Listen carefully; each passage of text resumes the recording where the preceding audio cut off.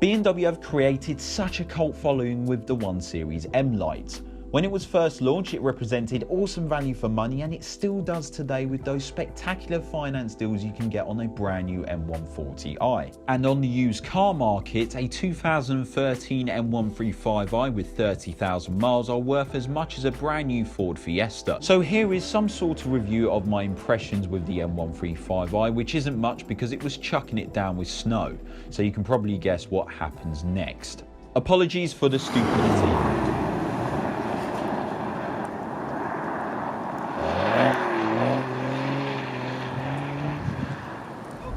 To the 135i.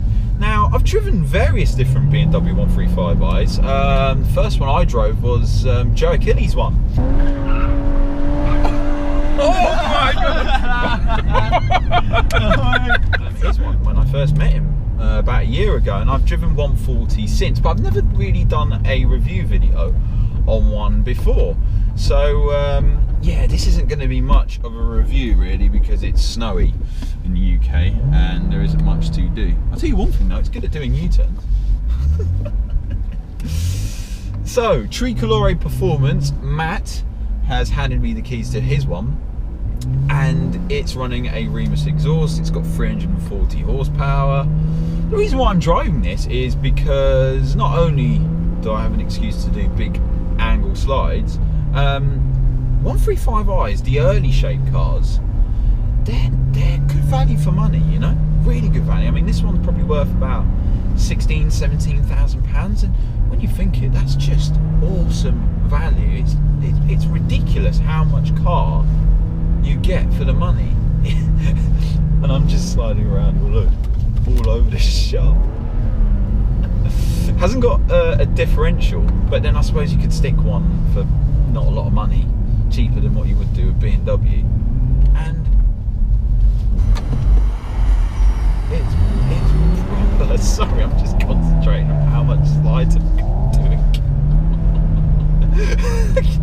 Oh, this is fun. This is fun.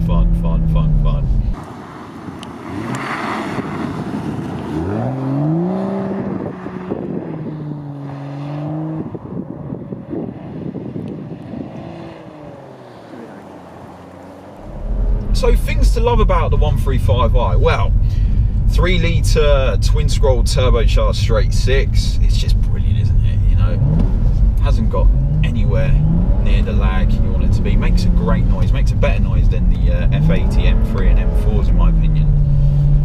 Power delivery smooth and linear, just like most BMWs, or well, most previous BMWs.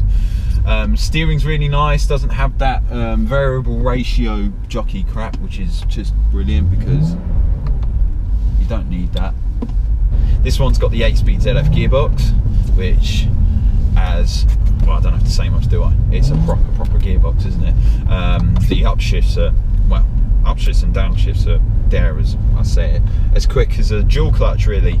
I just love the value for money you get for these cars. I mean, 16 grand, 17 grand.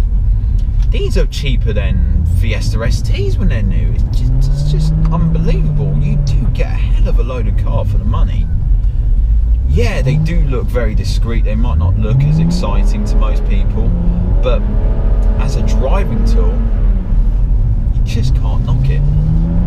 I think this is better value than a Golf R. Yeah, it is.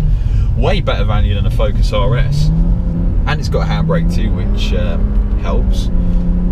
But yeah, I can't really say much about what it's like to drive. On the road, they're really good. When it's dry, they are a really good car. Steering's brilliant. Like I said, throttle response is great. Everything about it's just, you know, cool and awesome.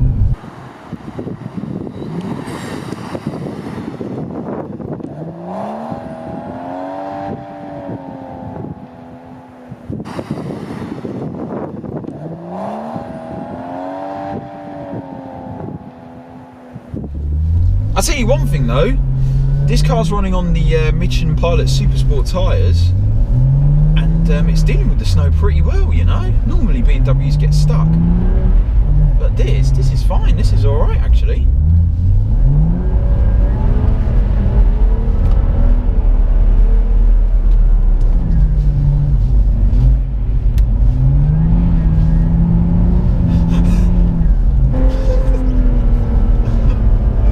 Oh, this is so much lols, and I don't know what else to say really, other than the fact that it's good at doing a load of skids. I'm sorry, it's not really informative, is it? But yeah, if you got 16 grand to lie about, get one of these, because they're just a bargain of the century. They're bargain of the century when they were new, and on the used market, they're still more of a bargain. Get one, I urge you.